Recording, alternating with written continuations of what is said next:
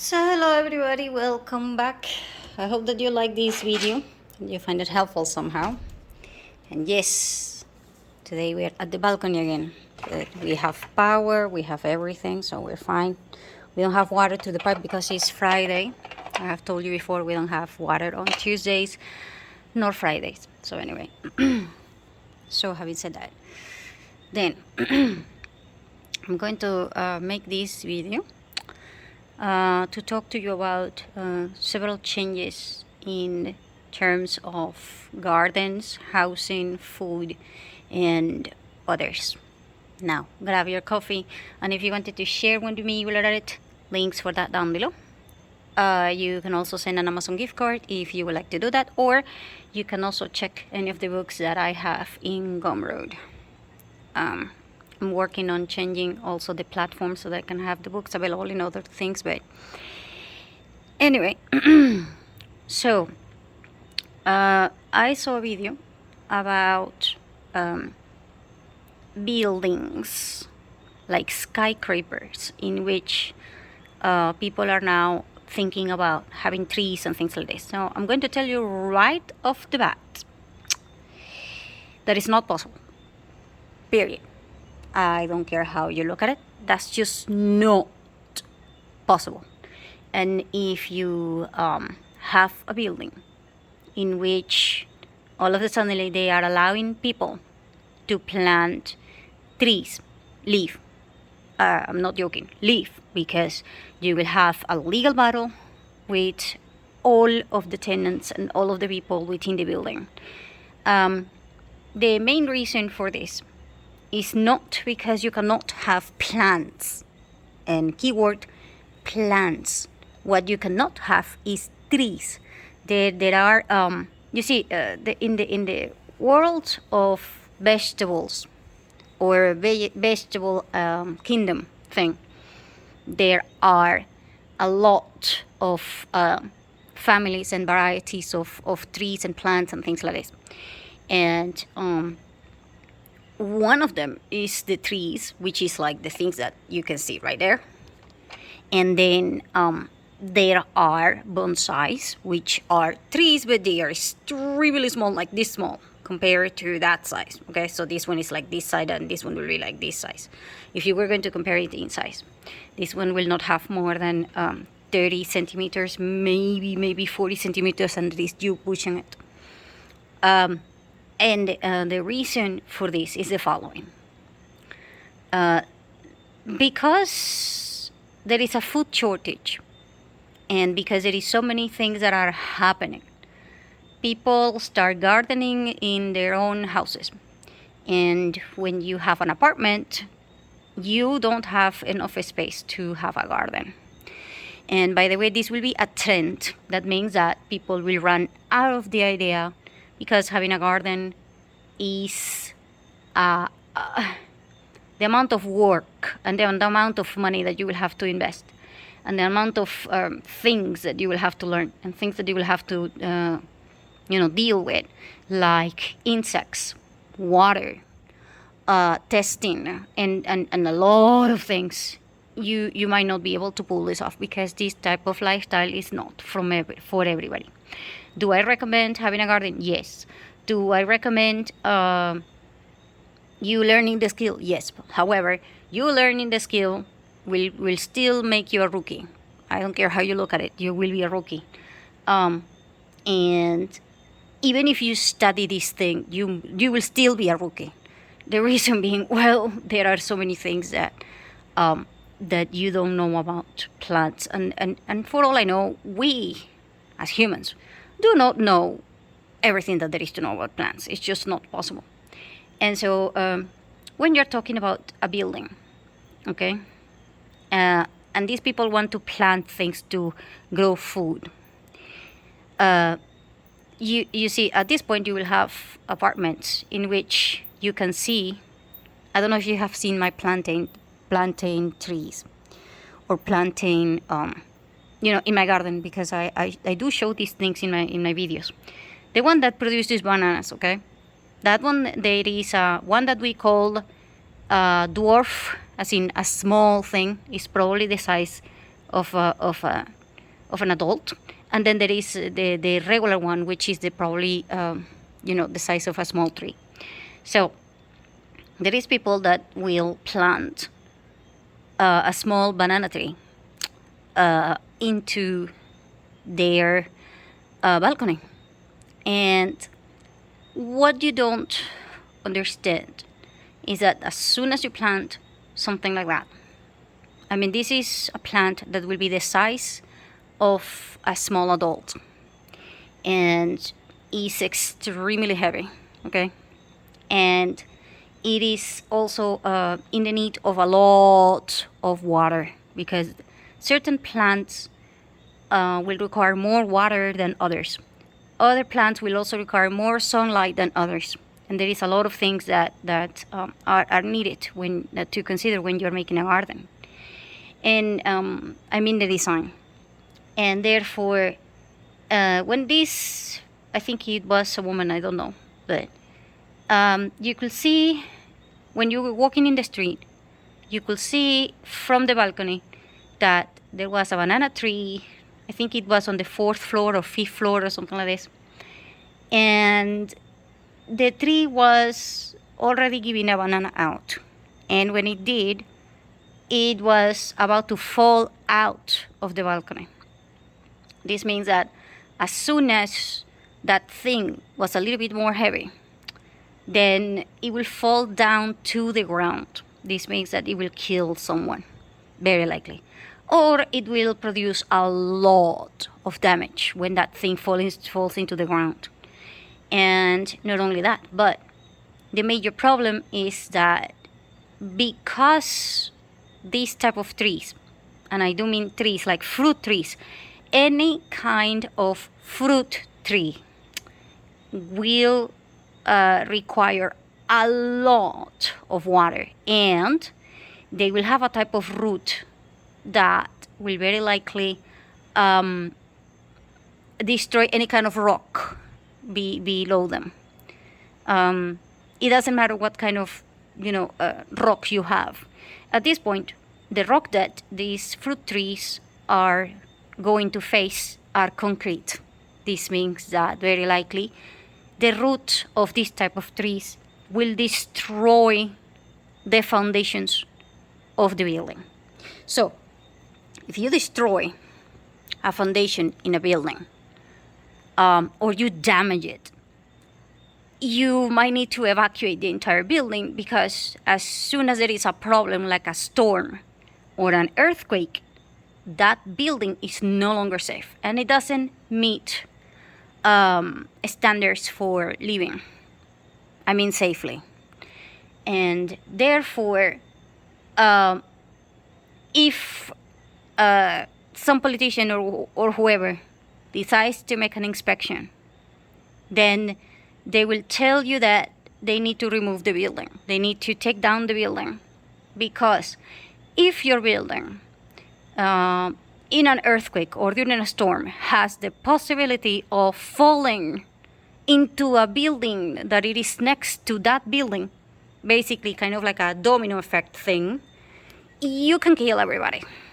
And therefore, it can become a hazard. And so even if you don't have anyone in your building who is going to rattle on you or mention this to the politicians or whatever, the neighboring buildings will definitely ask for your building to be taken down and things like this.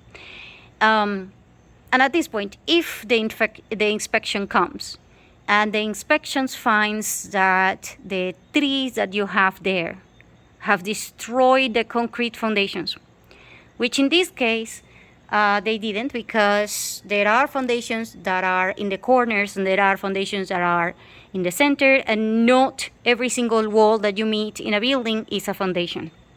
Luckily, this woman or man or whatever it was, this neighbor, the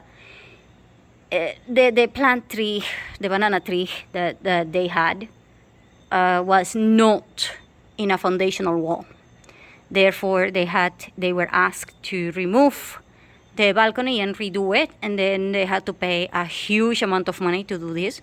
But luckily, they did not have to go through the problem of destroying the entire building because there was a root tree that was going to destroy the foundation.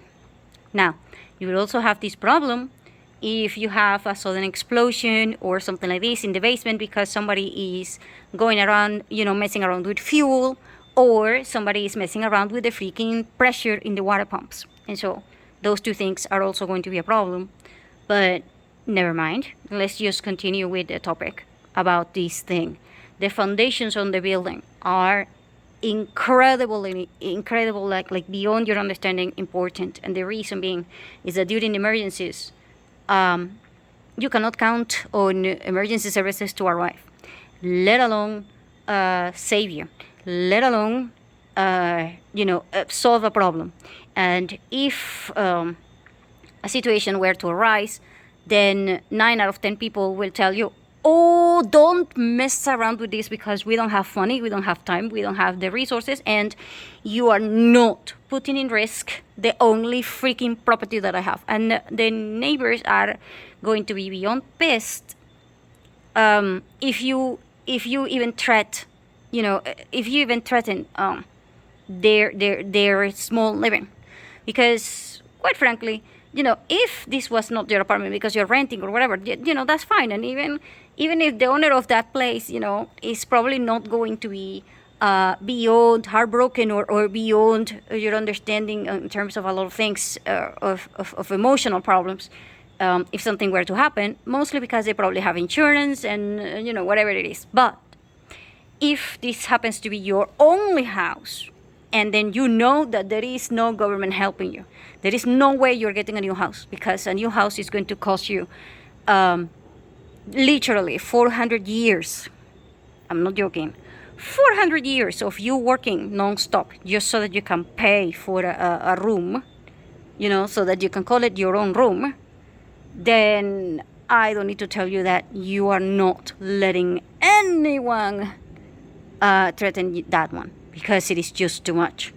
And people will understand the value of their property very, very much. So, and in the balconies, what people are going to allow you to have, and even people will even, be happy, and it will look nice, and you will be able to do, is plant certain things, like certain types of vegetables, and things like peppers, tomatoes, things like herbs, as in rosemary, lemongrass, stuff like that, okay? You are not allowed to plant anything that can root and destroy the walls on the foundation. If you do that, or somebody else does it in your building, understand that you might be into a legal battle, and for all I know, you will lose, and then somebody will tell you that you have to leave that place. And it is going to be beyond horrible, and everyone will have to pay in case that something goes wrong. Like, for example, let's say that you build a garden, and then you accidentally also destroy a pipe that goes through the walls on the building, because remember, there is a foundation and then there is the pipes, and so you cannot mess around with that. And that is the reason why the skyscrapers will not become like a jungle or something like this. Also, keep in mind that when you have a tree or anything like that, it requires a lot of water, and that tree is probably going to die because you're not going to have water for you, let alone let alone for plants. I'm sorry, but you didn't have water for your animals. So serious to God, you're not going to have enough to do this. I mean, you will have people that have a lot of plants in their apartments. But at this point, I'm going to tell you, the type of people that moves into an apartment is not the same type of people that will buy a house, and it's not the same type of people that will buy a farm, and it's not the same type of people that will buy, I don't know, a boat, and it's not the same type of people that will buy I don't know, a weird house, like you living in a cave or something like this. And that is because everybody will have a different idea of their home. And when you are buying an apartment, you are certainly not thinking that you're going to be living in a jungle, okay? Serious to God, you're not thinking that you will be living in a jungle. And in fact, you might be thinking that the reason why you want to live in an apartment is precisely because that way you will be out of the way of animals and you will be out of the way of other stuff. And it is very, very, very important that you get this one. Because if you live in a house, you understand that very likely you will have a garden and very likely you will be encountering animals. However, if you live in an apartment, yeah, you are not thinking, oh yeah, I'm going to meet a snake when I open the door. No, because you are in an aisle and you know that there is no such a thing as a snake in your aisle. But if you live in a house, you might be kind of like, yeah, I opened the door and now there is a deer in the backyard, or there is an alligator or a snake or a bear or whatever it is. And so you are kind of like that. So there are people that are extremely afraid of animals. And so you don't want to have rodents, as in rats, all over, right? So whenever you have trees, you will have rodents. Rodents of any type. It doesn't necessarily mean, rats, but it means like squirrels and other things like that, because those are rodents. As in, there are animals that will, use their teeth to basically destroy everything with their teeth, kind of thing. And so you will have that when you have a lot of trees, and you will also have that hawks or owls or certain birds, pigeons for all I know.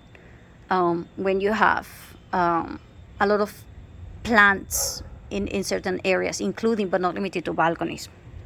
And so when you have these type of animals, this also means that they will look for food, and guess what? They are not going to live there if there is no food for them. And guess what they eat?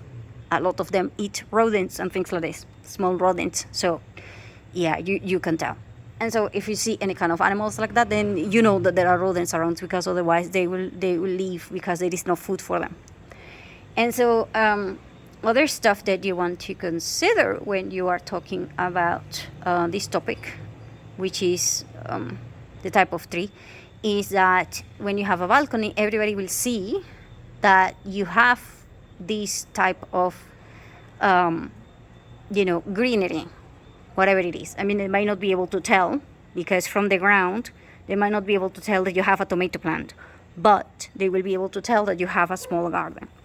If people find out that you have a small garden, they will think that you do not match the type that lives in an apartment, because people that lives in apartments, they have a high tendency to be minimalistic people, because obviously if you live in a house, you can basically fill that up with 40,000 things and you will probably still have a space. But if you live in an apartment, the space is severely limited, and therefore you will have no time and no mind for you to be playing around with gardening and stuff like that, because that means that you are probably into having an organized apartment. And if you have an organized apartment, that means that your apartment has a lot of things. And therefore it's important that you understand this one, because it's not the norm. And if you don't belong to the norm, then you will stand out. If you don't want to stand out, then you want to be as plain as possible. And in order for you to do that, you probably don't want to have a garden. Now, there is a high tendency to do this, but like I told you, when you realize that you need watering, you need to cut these plants, because otherwise they will kill each other, because plants do kill each other, by the way, because of space. And if one plant outgrows the other one, then the other one, if it needs shadow or if it needs sunlight or something like this, then they will compete. And when they compete, one plant will definitely kill the other one in the long term, and things like this. And so you also need to understand how to make it work together, because that way you will actually have enhanced production. Like when you have a tomato plant that it is hidden between plants. If you have a tomato plant that is hidden between plants, then that tomato plant will not die, and it will probably produce you 400 times whatever tomato was supposed to produce you if the plant was alone. Or if it was planted with other tomatoes. It's just, that is how it's going to be. The reason being, well, the tomato is hidden, and when tomatoes are hidden, they produce more. And things like this. You will find out these things when you have a building in which everybody, all of a sudden, they're thinking, oh, I couldn't buy tomatoes last year, so now I'm growing tomatoes in my balcony. And, you are getting a lot of tomatoes, and everybody else is also trying to get tomatoes and things like this, so you will find out how to make it work. So you will learn, but once you realize that it's too much work, and you are only producing 6 tomatoes for the whole year because you only got 1 plant, or when you realize that there were a lot of bugs and worms and things like this, and you are afraid of these things, or you're disgusted by these things, then you are no longer doing it. The reason being, well, your emotional aspect will not allow you to do it because you just don't like it and you are not into it. And so at this point, you're probably going to just have to resell or give out all of the tools and the things that you bought.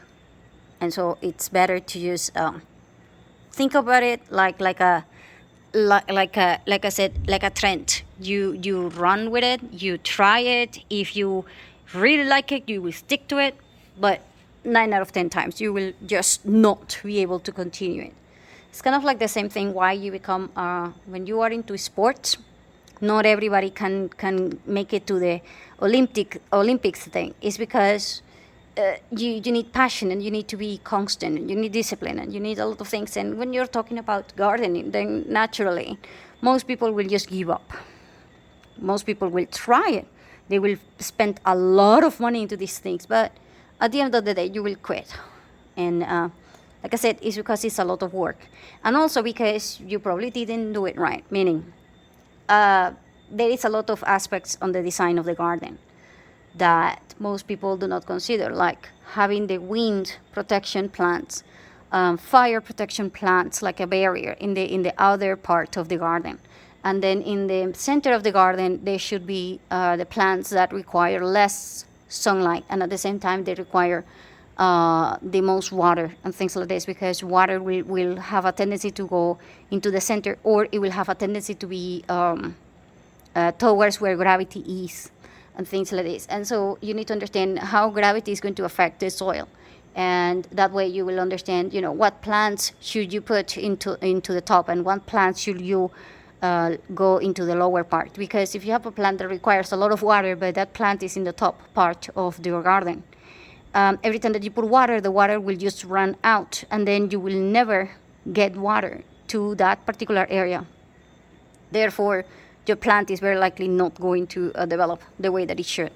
And in the other hand, if you put plants that do not require that much water, and you put them down the hill where all of the water is accumulating, then it's going to be an issue. So these things you will learn when you are into the building, because everybody will be talking like, should I build, the small water thing that you can do it artificially by using a lot of stones and things like this. This will also protect the foundation, but it will be a lot of issues. So other thing that you can do to grow food indoors is to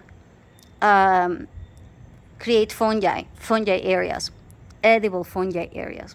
But for that, like I said, it requires a lot of experience. And if you're going to receive visits, or you want to have, a lot of people in there or whatever, then you will have issues with this topic, because if it's like you having animals in a building. There are a lot of buildings that will tell you that you cannot have pets. And therefore, if you tell them something like, oh, but you're growing fungi in the middle of your room. Yeah, I'm sorry, you're what? Yeah. If somebody finds out, you're going to be in deep problems. Because for all I know, they might ask you to they might ask a judge to just kick you out because you are growing fungi in the middle of apartments that, that have people that might die because these fungi. Or whatever it is. I mean, it's just that this is a topic that it will create problems with your neighbors. And it will create problems because every time that you have trees, the trees are living beings and they die. They also get sick. They can also grow in ways in which gravity will take them down. And then when they do, you cannot help it, especially if it is windy or if there are storms or stuff like this. So you can have a lot of plants, but you need pots. And if you have a lot of plants, I mean, don't get me wrong, there are people that have balconies that I swear it's like a dream going in there. It has like, there are people that will have 50 pots with plants of everything, and that is fine because they are plants that are not going to damage the foundation or anything like this. However, keep in mind the following also. If you have a lot of weight, as in heaviness, into the apartments, and this heaviness was not taken into consideration when the building was designed, then you can have floors or roof collapsing, okay? I mean, serious to God, there are a lot of examples of this. So for example, I think it was in Korea or something like that. I think it was Korea or I can't remember what it was, or Singapore or something like this, in which there was a building. It was a commercial building that the roof collapsed and then it destroyed the entire shopping mall, floor by floor, like boom, boom, boom, boom, like a domino effect, because they added air conditioner units, and the air conditioning units, I think they weighed about 5 tons or something like this, and the building just was not able to stand it.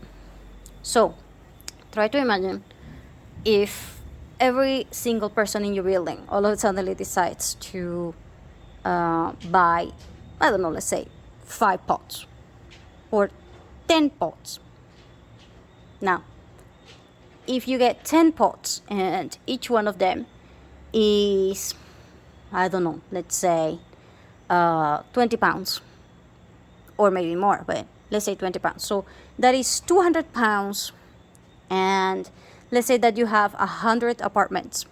So that is 200 times that 100. And so that is 20,000 pounds added to the weight of the building. Now, the foundations, if they are not strong or they are not meant to handle that much, because remember, when architects are designing the building, they are thinking that that you have severe limited space. And, it will be kind of like you trying to put, I don't know, a car in the middle of your in the middle of your apartment. It's too heavy. And even if the floor doesn't collapse immediately, it will definitely put a strain on the foundations, and the strain will give up after a while, and therefore you will have the building collapsing, and it will be done slowly and nobody will be able to tell. It's sort of like the same thing when you have snow accumulating into your roof into your roof in your house. Will very likely destroy it, right? Because the roof,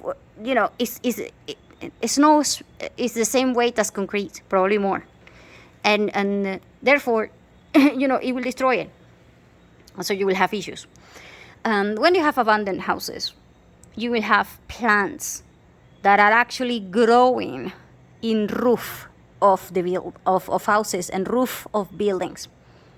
When you have a plant that grows naturally on the roof of your house or on the roof of a building, because it was planted there by birds, and this is also why you need to do severe maintenance checkups, like regularly, because once you have a problem with the roof, I don't need to tell you that if it is in good times, it is nearly impossible to replace a roof because it will bankrupt you.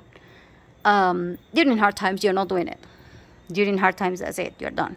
You gotta sell the property for whatever money you get, because you replacing the roof is just not possible, because it is going to be too expensive, and it's just, for all I know, you will not be able to find the proper materials or stuff like this. So it is one of those topics that you seriously need to reconsider. So whenever you're thinking about plants and buildings, if it is flowers, then sure, you can plant them wherever, because it's a flower and it will not create a big problem. However, if the flower, for whatever reason, enters the foundation, even a small plant like a flower can destroy the foundation. If you have problems with the foundation, like I said, if there is a storm coming or if there is a problem, then the building will not be able to withstand strong storms or other things, and then you might need to evacuate. And it might be a forced evacuation, or it might be a regular evacuation, or it might be that you can just repair it and do a lot of things, but that will be expensive.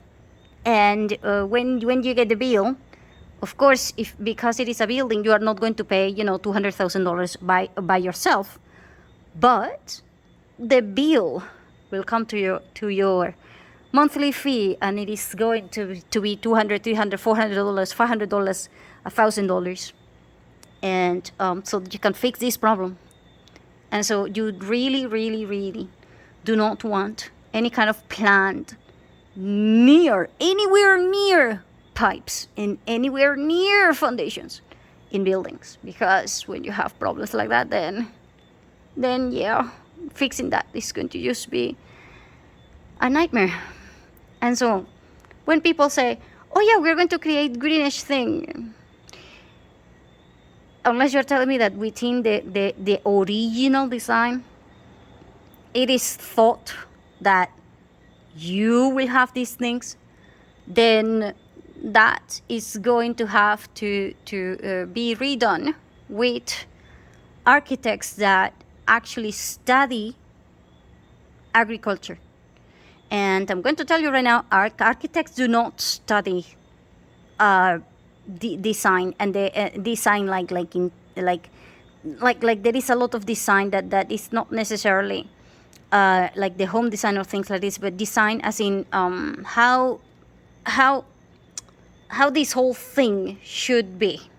Because if you are thinking that the garden is just a garden, but like I said, you are not taking into consideration that the garden has to be with the gravity, the sunlight, the wind, the fire, the type of plants, the type of root, the type of level which is for the type of food that the plant requires, and things like this. And it is complicated. It's a system, so it's like it has 40 things at the same time. But the architect is thinking, oh yeah, we're just going to plant anywhere, everywhere. Yeah, I'm sorry, but that is just you being a rookie. And that is why, we have something called agricultural engineering. And so at this point, you gotta have a team conducting both sides at the same time. And you also need to consider how much water and how much electricity this is going to consume. And you will also need to consider how you're going to deal with all of the animals that all of these things are going to bring.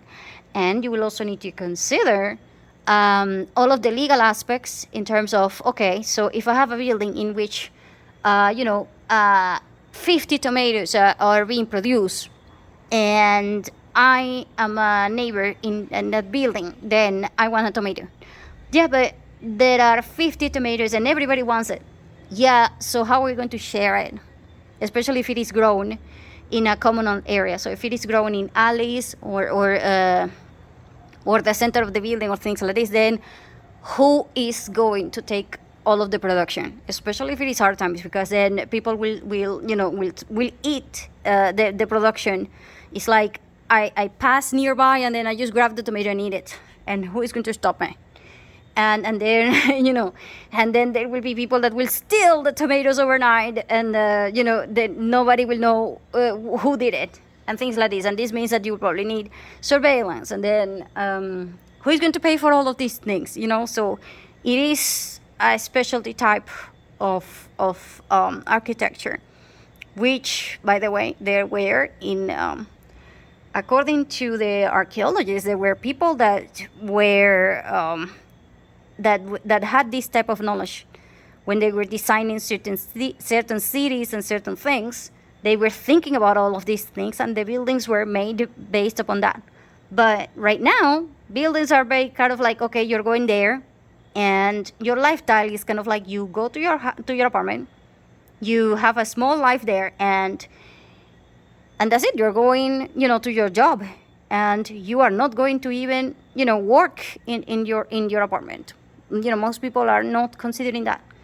And like I said, it also, if there is an emergency, how are you going to handle the water and the electricity for plants and for the animals and for all of these things if the rationing system also has to provide the electricity and the water for the people inside the building? And so it's not as easy as people think. It is doable when you have the design from the beginning, but adapting something that is already there, not doable. And even if you have plants and things like this, like I said, you cannot put it anywhere near foundations. And even then, do you have any idea how much plants with water weight? Because that is, like I said, if it's snow, which is water, in your roof can act like the weight of concrete to the point of destroying your roof, then try to think about pipes and things like this that are holding hydroponic products. Hydroponic, as in they require a lot of water. That is the same weight as there's no problem. And do you honest to God have that kind of foundation and strength and materials to handle all of these things? And what are you going to do if one of those things breaks? Like I said, so not as easy. And it is not doable, mostly because people in your neighborhood will not let you do it. However, you could try it with the pots, and you could try it with the herbs, and you could try it with things that are small. But the question begs, just are you willing to continue with the hobby, to turn it into a passion later on, or are you just going to quit and maybe keep one plant like aloe vera or something like this that doesn't require water that much? And if it is a situation in which your life might actually depend upon your garden, then how can you make it so that it meets all of the standards that I just mentioned, so that you can avoid all of the problems that I just mentioned? Because otherwise, if you have to choose between making the garden and tomorrow your building is going to collapse and then you will be homeless, versus you finding another way of dealing with these things, then which one do you think should be done? I know you're thinking, but everybody will be doing the gardening thing, whatever. Yeah, like I said, serious to God, you're spending a lot of water and a lot of resources, and you're probably going to end up having 10 tomatoes, for your entire balcony. And that is because you're a rookie and you probably don't understand how to make this thing work. You probably can get more, but like I said, let's say that you're a rookie and you don't really know exactly what you're doing. And let's just say that you were lucky and you were able to make 10. If you know what you're doing or you have some sort of notion, you might be able to put together more. But still, honest to God, do you think that you can get from your balcony, what, 400 pounds of food or 1,000 pounds of food? And do you, honest to God, think that you're going to have it all together at the same time when you need it? You know, because these things are also seasonal. They depend upon the moon. They depend upon a lot of things. And you will find out all of these things when you have like a community. And you actually go with the trend. But if not, then I don't know what to tell you. All I can tell you is that when people start this trend, it will be a trend. Because as soon as people realize how much of a headache it is, most people will just quit immediately. Honest to God, just quit, especially because of the water problems.